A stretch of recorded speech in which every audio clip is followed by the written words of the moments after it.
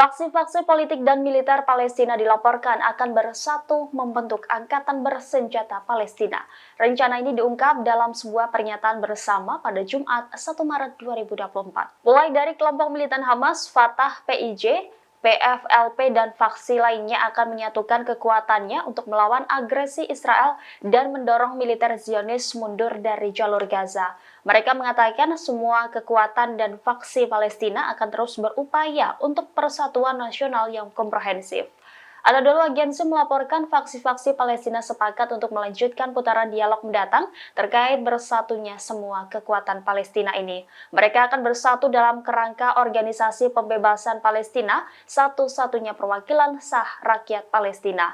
Pernyataan tersebut dikeluarkan menyusul kesimpulan dari pertemuan yang diadakan selama 2 hari di ibu kota Rusia, Moskow. Faksi-faksi Palestina menyatakan persetujuan mereka untuk menghadapi agresi kriminal Israel dan perang genosida terhadap rakyat di jalur Gaza. Para faksi-faksi yang bersatu memiliki misi menggagalkan upaya Israel yang berniat mengusir rakyat Palestina dari tanah airnya. Mereka juga berterima kasih kepada Afrika Selatan yang telah mendukung Palestina dengan menggugat Israel ke Mahkamah Internasional.